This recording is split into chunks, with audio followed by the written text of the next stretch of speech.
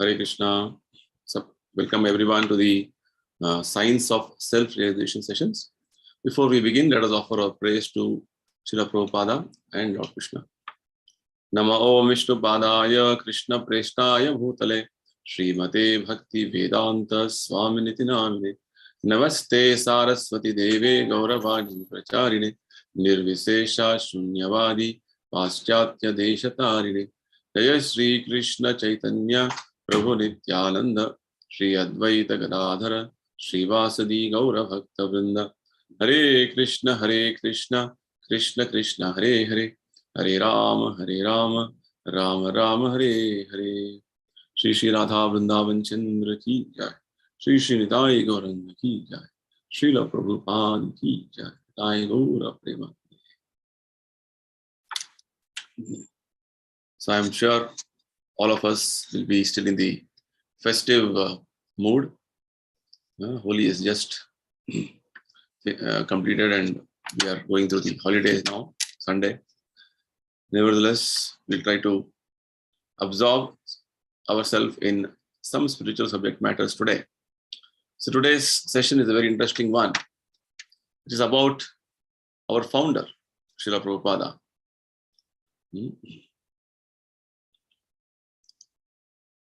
So this is the presentation today.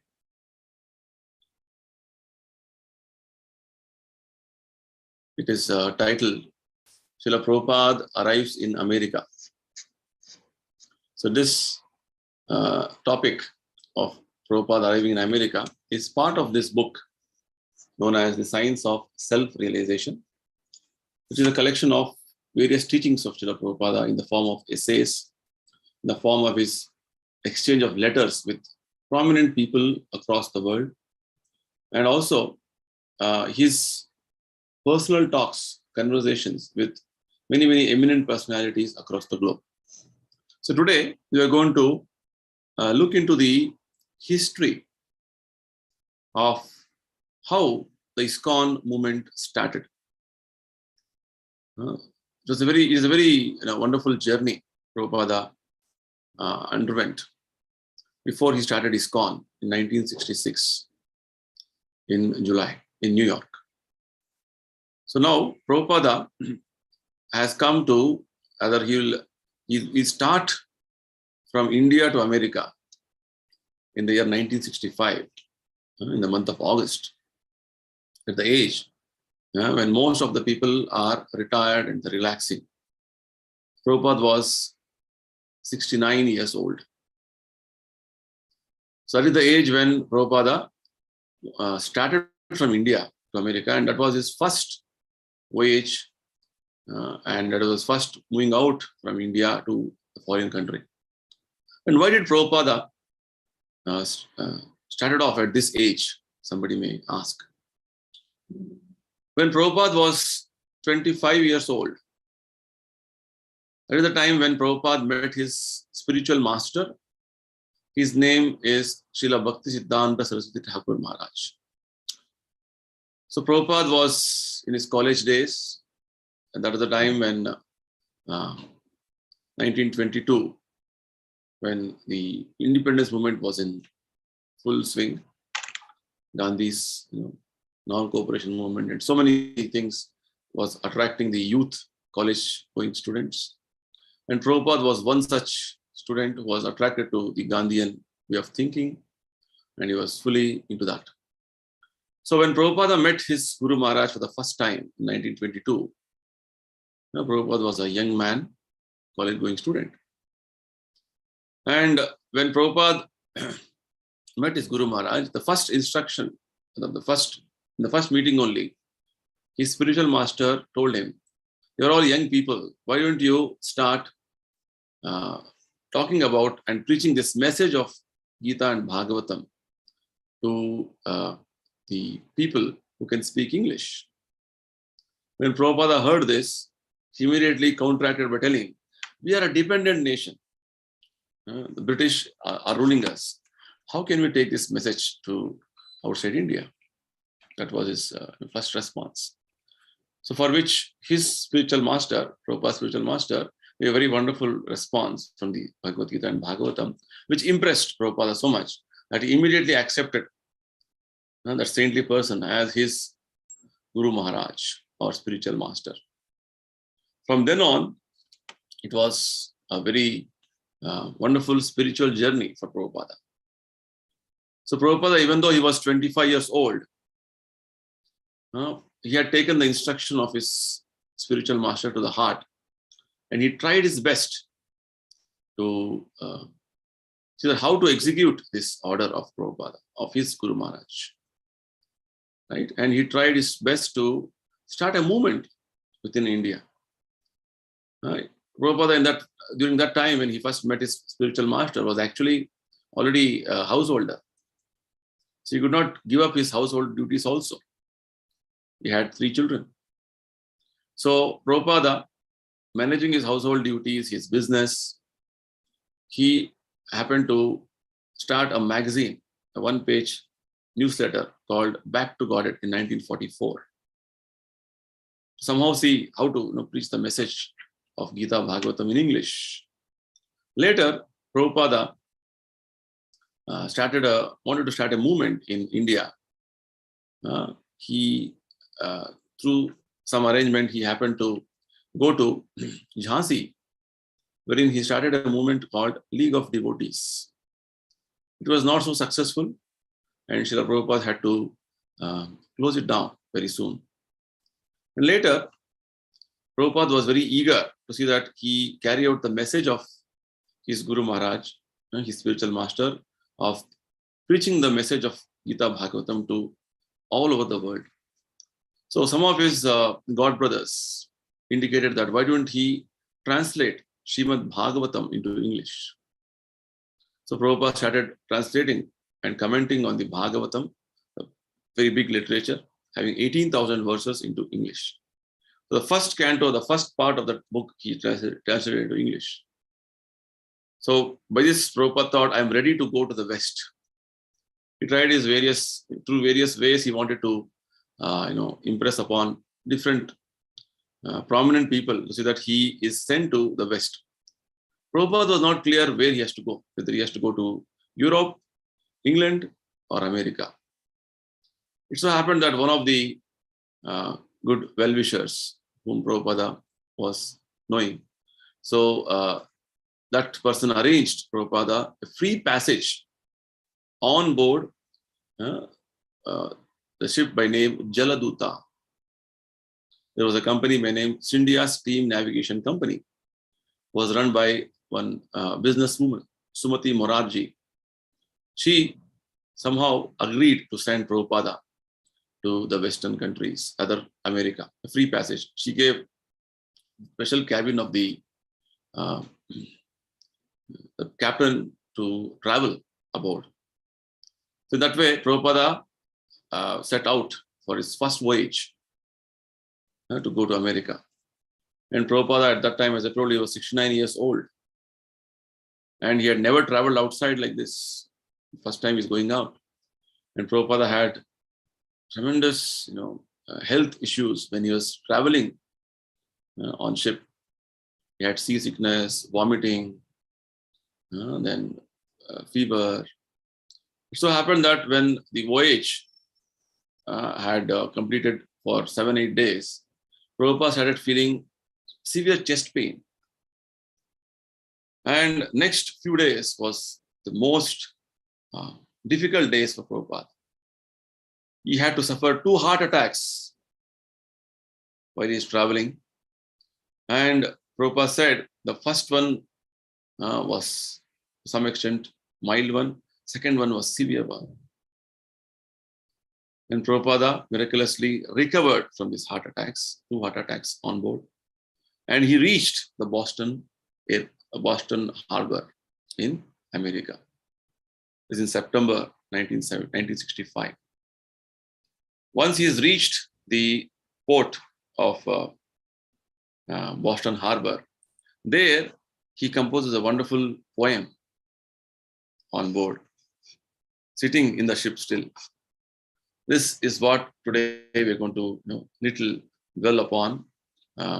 put light upon and understand the mood of Prabhupada, the feelings of Prabhupada he is going through, who has left India 38 days before, the month of August 1965, has reached a foreign country where he has taken up the task of spreading the message of Lord Krishna and Lord Chaitanya to those Westerners in America who did not have any background of any culture, so to say.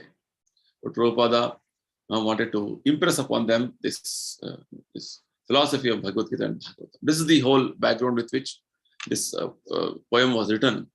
And Prabhupada is submitting himself to Lord Krishna. We can see his humility, his strong faith in his spiritual master, his strong faith in the holy name in this wonderful exposition, wonderful poem which Prabhupada has written on board Jaladuta. So we'll go through the presentation now, which will, we'll have a proper background with which to understand. So that's why this whole presentation is titled Srila Prabhupada Arrives in America. It's just the ship has just landed at the Boston Harbor. The inspiration for these sessions is His Divine Grace Srila Prabhupada, who is the founder Acharya of the worldwide Hare Krishna movement, or ISKCON.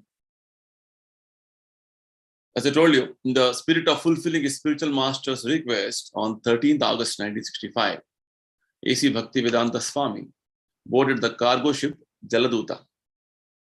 He hardly had any institutional backup, or he hardly had any funds to set out like this. In fact, the whole journey, as I told you, was a free passage given, sponsored by a donor. So with a few rupees, no institutional backing, and a trunk load of spiritual books, he headed to New York City. During a 35-day voyage, at almost 70 years of age, Srila Prabhupada suffered 2 heart attacks. However, on the 17th September 1965, he arrived in Boston Harbor. Upon arrival, he did not know whether to turn left or right. Then this poem is written in Bengali. We have the English translation with us. It's called Marchine Bhagavata Dharma. Was written upon Srila Prabhupada's arrival in Boston.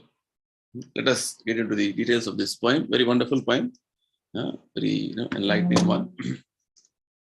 We will see the mood and the various situations which Prabhupada was going through, and this gives us a wonderful insight into the mood of a pure devotee with regard to taking up a big mission. In fact, you can say this is the historical incident which has happened for the establishment of a worldwide movement within a span of 1 year. Right? Prabhupada came in the month of September in 1965 in America, and next 10 months, 8 to 10 months, Prabhupada established a movement which is growing, expanding even now. During his manifest presence, Prabhupada established 108 temples, 108 Krishna temples, which means from 1966 to 1977, in the span of 11 years, practically 10 centers every year. Prabhupada established 108 centers across the world. So what is the humble beginning, how it happened, is what we can understand in these wonderful prayers which Prabhupada is offering to Lord Krishna. The first, so this is the poem written in Boston Harbor. Now Prabhupada was left from Vrindavan and started from India, and he's reached America.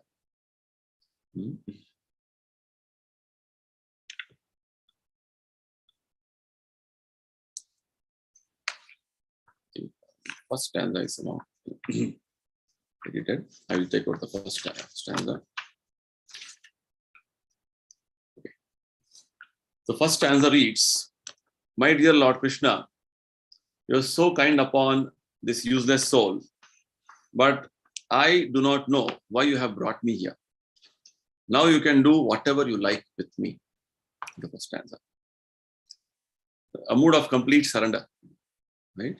So Prabhupada is praying to Lord Krishna that I am actually not of any worth or any value.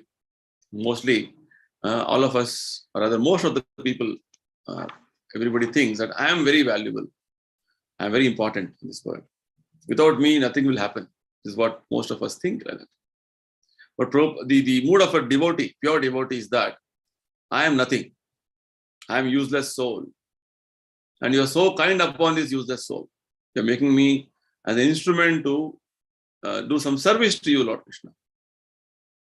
Right? I am totally blank. I don't know what to do. No, you please guide me. You please do whatever you like with me. This is a mood of complete surrender, actually, which Prabhupada is expressing in his first, stanza of his poem. The second stanza reads, but I guess you have some business here. Otherwise, why would you bring me to this terrible place? Right? Even though Prabhupada expressed in the first stanza that I don't know why you have brought me here. Please do whatever you want with me. But nevertheless, I think there is something, some work which you want me to do. That's why you have brought me here. It's a very wonderful expression. Why? Because anything happening in our life, it is not that it is happening whimsically or haphazardly. In the Bhagavad Gita, Lord Krishna mentions, Sarvasya chaham hridisannivishto mattaha smritir jnanam apohanam. Means, Lord Krishna is stated as Paramatma within the heart of all of us. And he is directing the various happenings in our life. If some incident has to happen, it is not that it is happening without any background. There's a proper background for it because there is some action which we already done. As a reaction, we'll be experiencing a particular situation. That is the point. All the various happiness and distress situations which we experience in our life is all because of our own previous actions which we have done.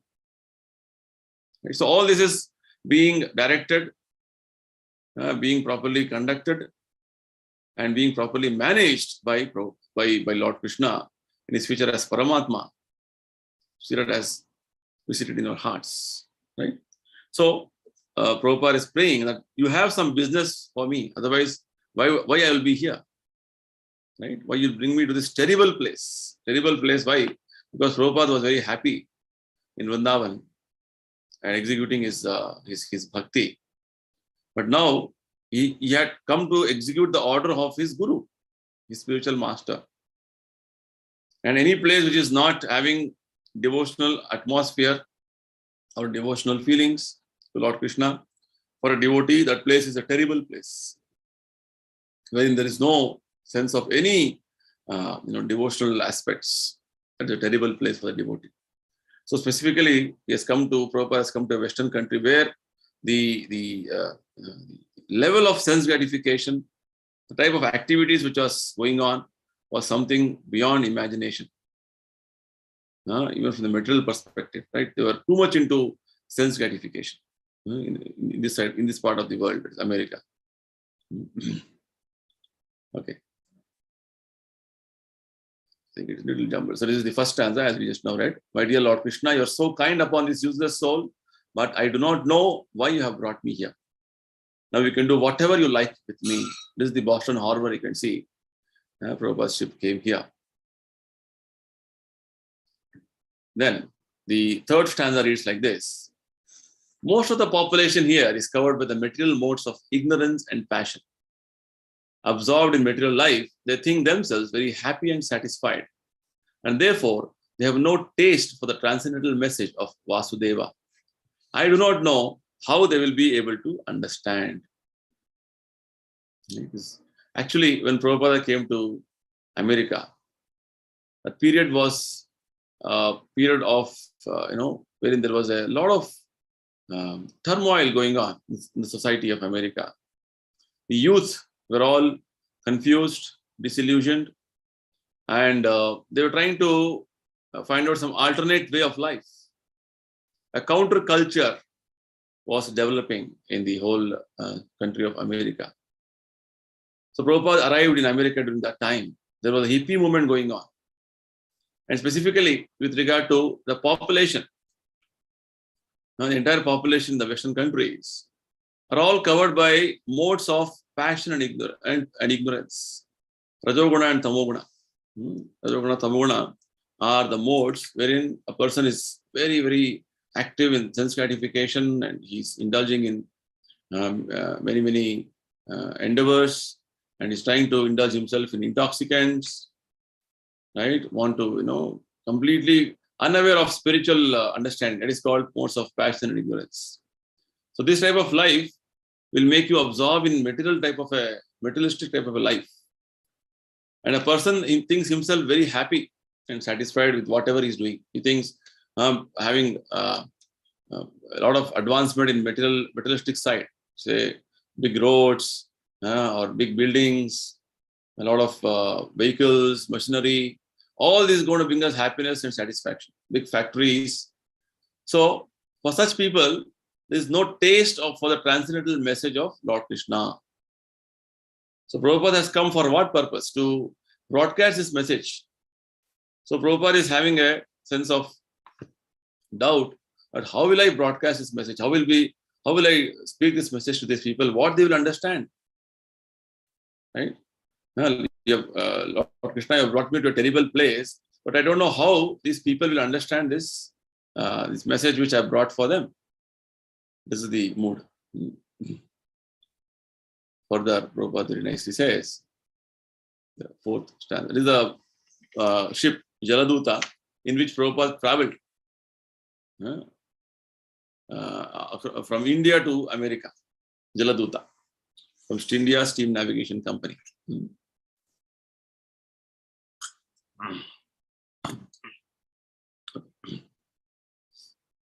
The fourth stanza reads like this.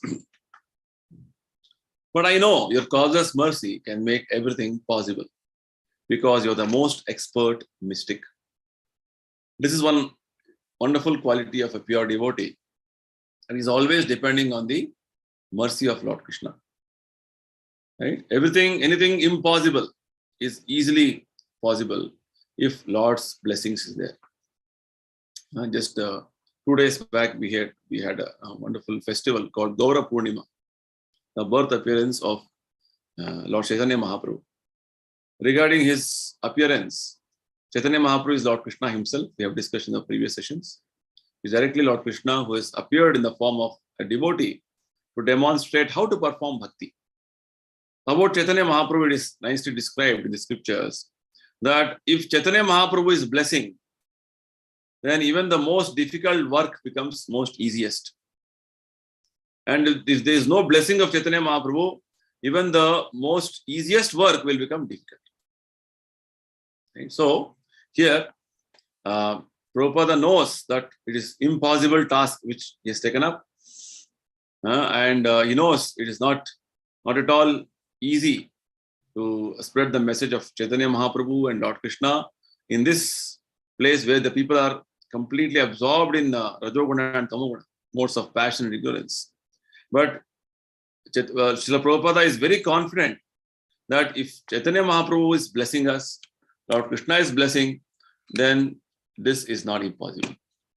This is a nice statement in the Vedic literature. It is said, Mukam karoti vachalam. Even a dumb or a deaf can start speaking. Mukam karoti vachalam pangum langete yadgiri. And a lame person can climb very tall mountains. Yat kripataham vande. Tat kripadina taranam. If there is mercy of Lord Krishna and spiritual master, then even the lame can climb mountains. Even the blind can, even deaf can start speaking, which means something impossible is possible if there is mercy of Lord Krishna. So Prabhupada is completely dependent on Krishna's mercy for his mission. This is the way, this is the mood we're supposed to have in executing our duties to Lord Krishna. The next stanza, the fifth stanza, Prabhupada says, how will they understand the mellows of devotional service? right? See, the whole bhakti process is not that simply it is a sentiment or some sort of a stories. No, bhakti process is a very scientific process described by the acharyas very nicely from the authentic scriptures. That bhakti relationship with Krishna gradually develops in the form of what is known as rasas, the exchange of feelings, emotions between Lord and the devotees. These rasas are of 5 types: Shanta, Dasya, Sakhya, Vatsalya, and Madhurya. Right? So we'll understand this in our future sessions as we move forward. But for time being, let us understand, just like we have different relations in the material world: father, mother, friend, master, servant, right? Husband, wife. That is, these relations are all already there in the material world. But these relations, these exchange of relations, is in its pure form with Lord Krishna in the spiritual world. So, Prabhupada is again having a doubt. How will they understand the very exalted topics of bhakti, known as the mellows of devotional service? So, Prabhupada is telling that I am simply praying, O Lord, that by your mercy, I will be able to convince them about your message. This is the mood of complete surrender, humility. Because ordinarily a person thinks, I am very capable, I am very intelligent. Because of my strength, I can do anything. That's how ordinarily a person thinks. But a devotee, his mood is that he is completely dependent on Krishna, and he is not thinking that anything, whatever I'm doing, he thinks that it is all because of Krishna's mercy. It's a fact. Lord has to bestow mercy, then only things can happen. So Prabhupada is praying to Krishna that the exalted topics of bhakti, maybe they can understand only by your mercy, Krishna. Whatever I speak will be convincing for them only by your mercy. Oh Lord, I'm simply praying for your mercy so that I will be able to convince them about your message. Stanza number 6. All living entities have become under the control of the illusory energy by your will. And therefore, if you like, by your will, they can also be released from the clutches of illusion. The understanding from the scriptures Prabhupada is quoting here. Right now, all of us are under the control of Maya energy, illusory energy. Right? So illusory energy is keeping us under her complete control.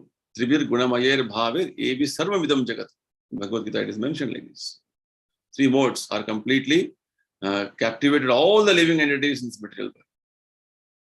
So it is by the will of Lord that, because the living entities desired this way, they are kept under the clutches of Maya. And if Lord wills, very much the living entities can be released from the clutches of Maya. Illusory attraction which the living entities are having, that can be released. Provided the living entity voluntarily surrenders. Ma mevaye prapadyante maya metam tarantite. Bhagavad Gita, Lord Krishna says, if the living entity voluntarily surrenders, then the living entity is relieved or released from the clutches of Maya. Prabhupada is stating from the scriptures how the Maya is influencing the living entities and how living entities can be free also from Maya influence. So Prabhupada is praying, I wish that you may deliver them. Therefore, if you so desire their deliverance, then only will they be able to understand your message. This is the aspiration of all pure devotees. They are not there just to do or rather perform bhakti for themselves. Rather, they want to perform bhakti for the benefit of the entire society, entire humanity. Right? They always want to see that everybody is benefited from this performance of bhakti. So they are always wishing good for the entire humanity. Loka Kalyana. So Prabhupada is telling, I wish that you may deliver them. Right? So if Lord desires deliverance of all living entities, then the whole world will be fully a Vaikuntha place.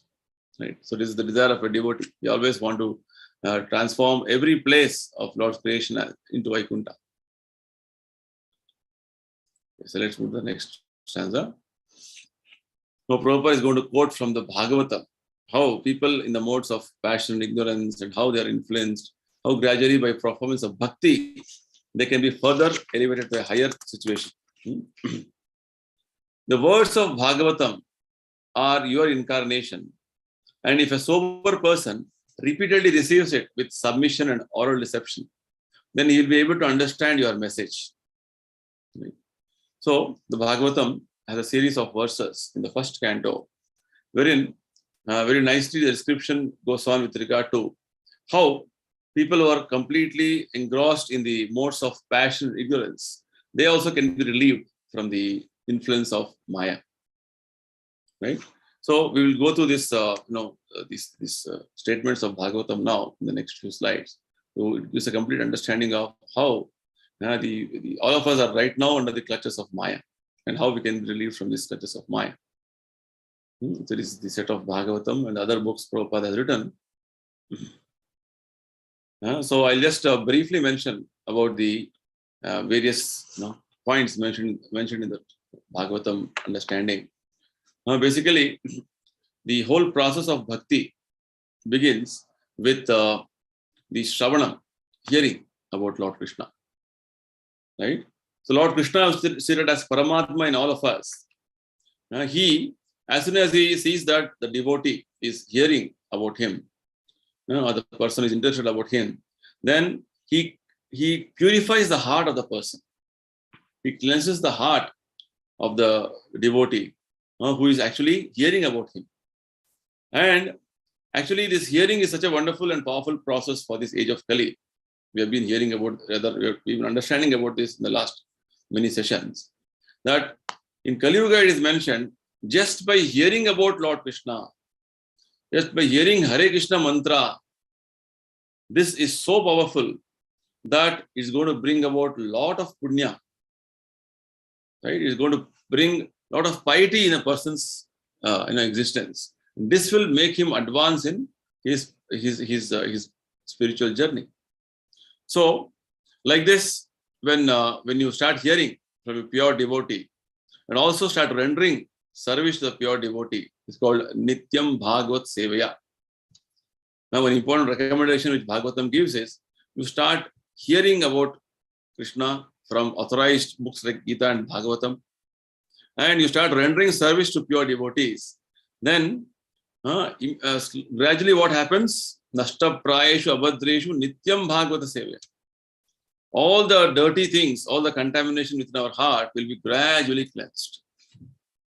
Will be gradually cleansed off, and the service to Lord Krishna will be established as an irrevocable fact, which means the aspect of bhakti will be with great determination. The person will be able to perform. Otherwise, right now, we see many people say, "Oh, I do some type of a bhakti in the morning, evening." It's not fixed up.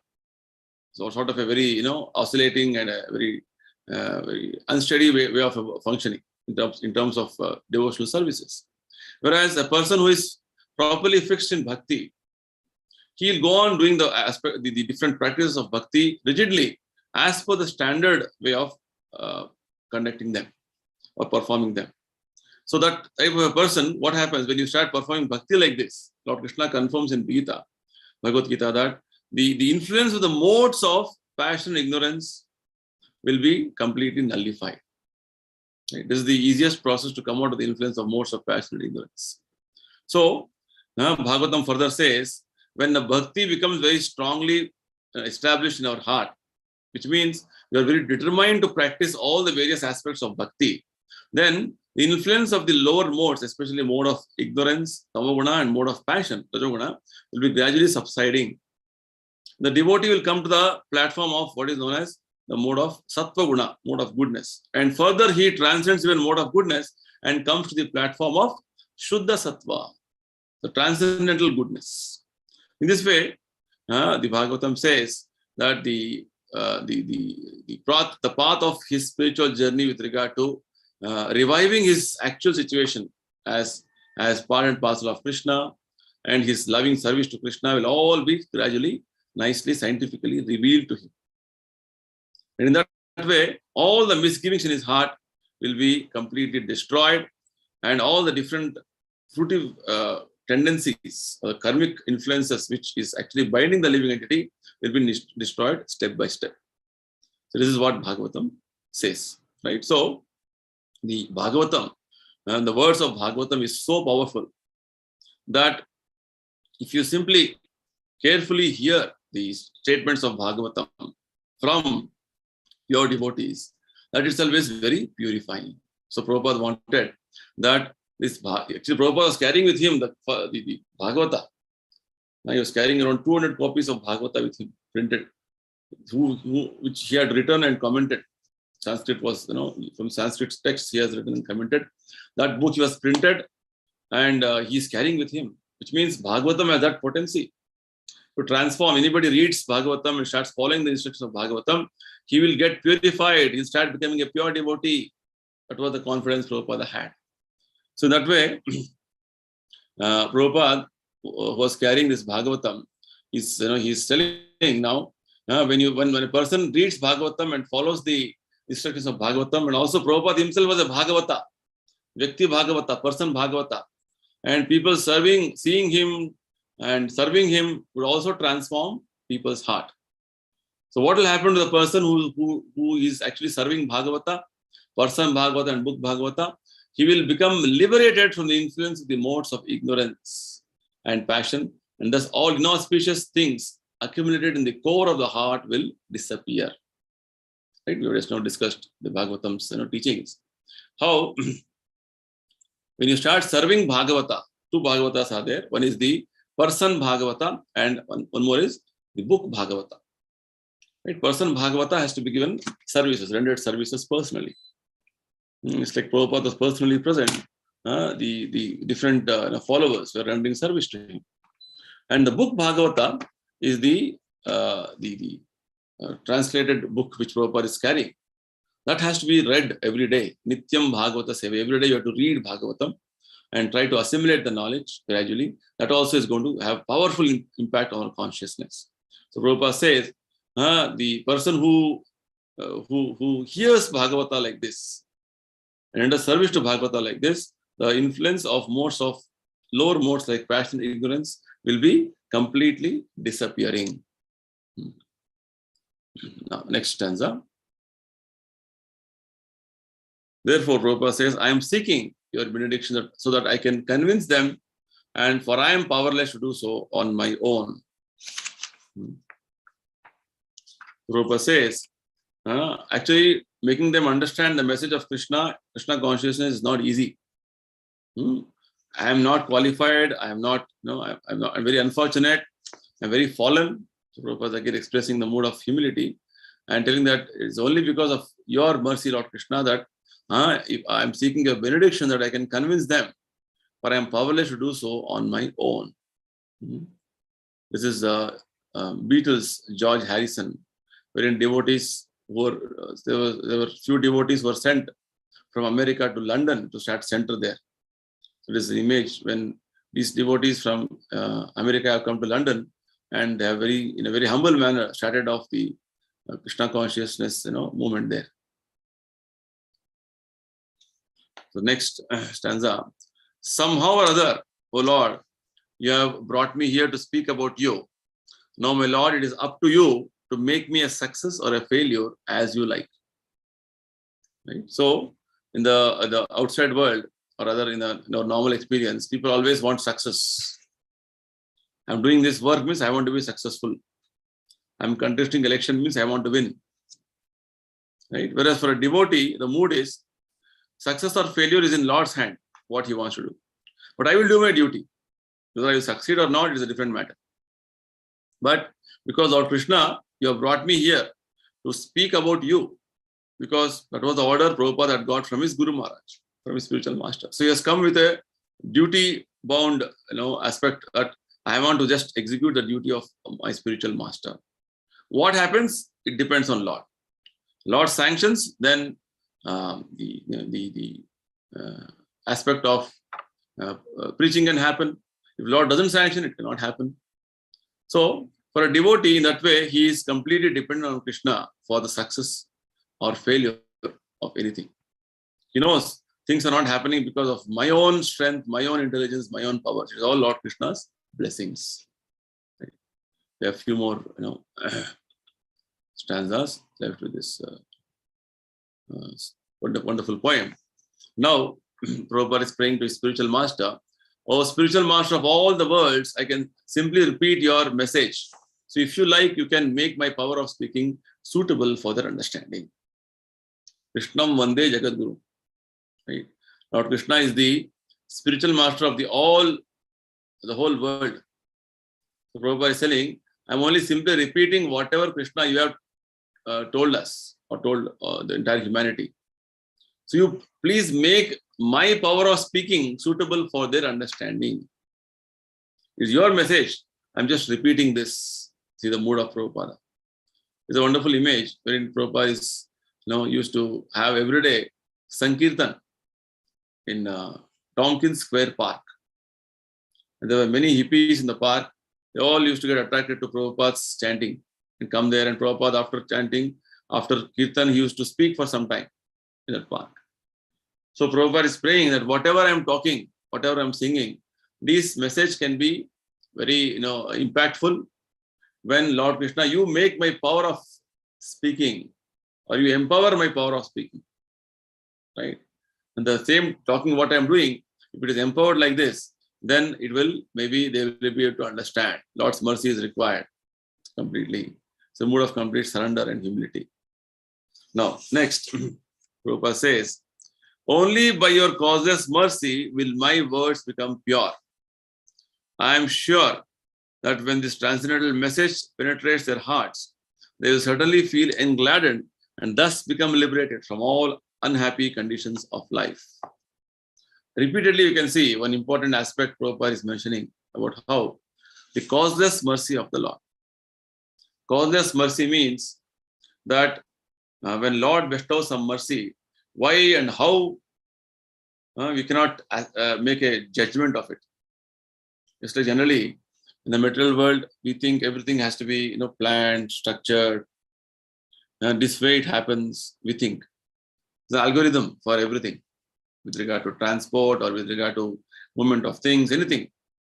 With regard to the mercy received from Krishna, we cannot ascertain or we cannot judge or we cannot go to the root of the thing and understand, oh, because of this, I got the mercy. Sometimes you may not be deserving to get the mercy. Many times it is so, because we, in one sense, we are so unfortunate and so fallen that we don't even deserve mercy. But Lord Krishna is so merciful that he would like to bestow mercy. With little interest you have, little endeavor you do, it's called causeless mercy. Right? So, Prabhupada is praying to Lord Krishna that by your causeless mercy, when my words become pure, and I'm sure when this message penetrates the hearts of these people, they will feel very engladdened. They will feel very happy, and thus they'll all be liberated from this situation. You see the mood of surrender, and the mood of wishing well to everybody, and the mood of complete, humility, right? Complete dependence on Lord Krishna.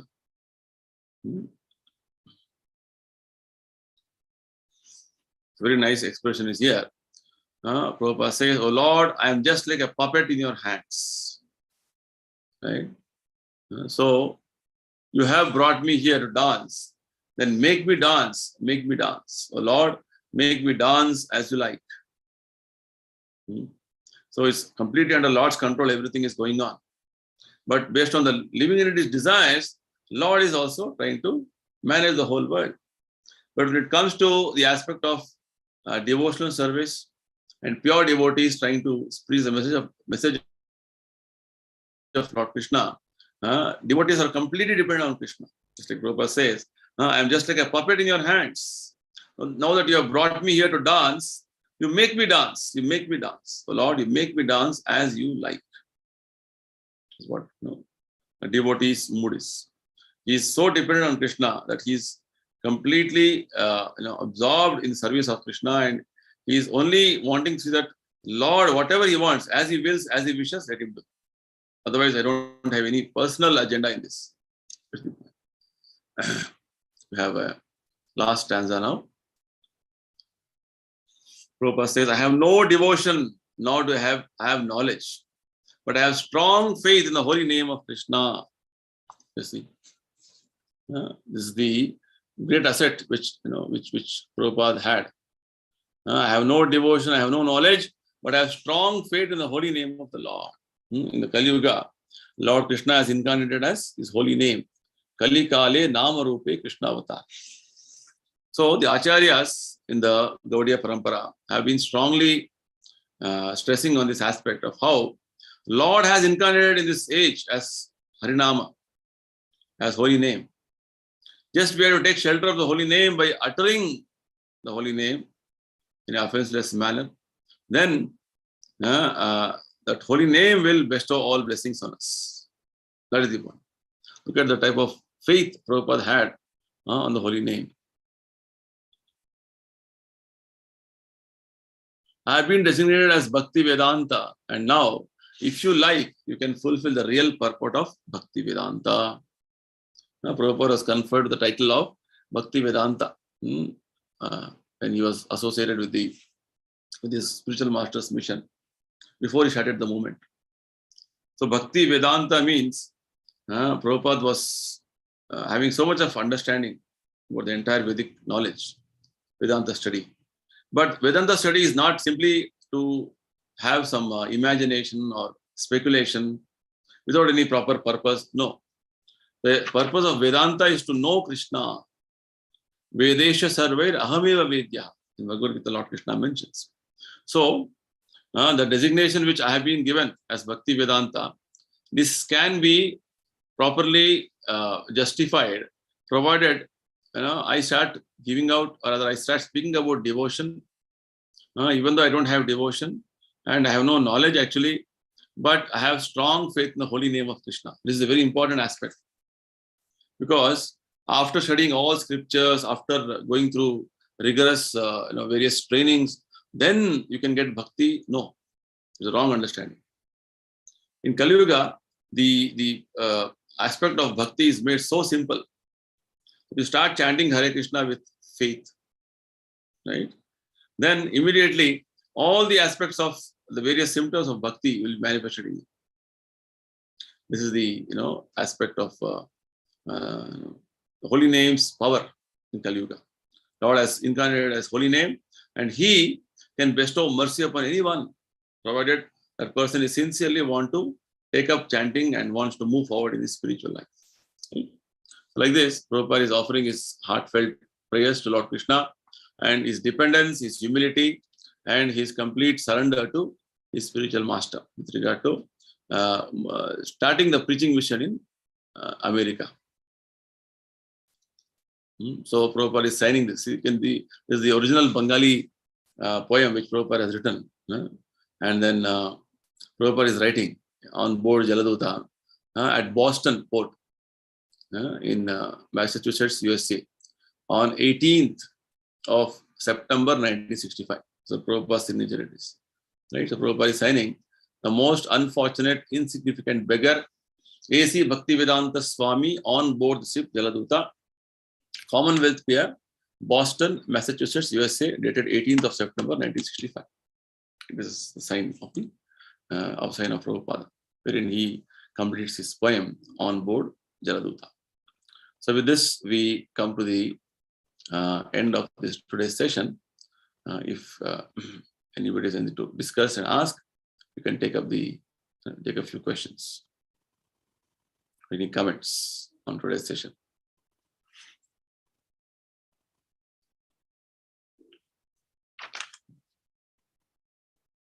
We've been discussing on Prabhupada's arrival in America, and Prabhupada has he has landed in America on board Jaladuta. It has taken more than 35 days for him after he started from India, and he has come to America now. So before he moves forward to the next destination there, Prabhupada actually lands in New York City. Prabhupada lands in New York City. So before the ship moves to New York City, Prabhupada on board in Boston, he writes in a wonderful poem. So this is called Makini Bhagavata Dharma. In Bengali, right? Prabhupada writes a nice Bengali poem expressing his mood of humility, surrender, and dependence on Krishna. He has brought him to a foreign place, terrible place. He wants his blessing. Prabhupada wants Lord Krishna's blessings for him to see that the message of Gita, Bhagavata is reaching out to the most unfortunate people. So this complete expression of how a devotee should surrender himself to Krishna in every activity is being expressed by Prabhupada in this wonderful poem. I think there's no question from any of you attending here. So we'll close for today's activity, and then we'll continue our discussion in the next session. Thank you, everybody. Hare Krishna. Srila Prabhupada.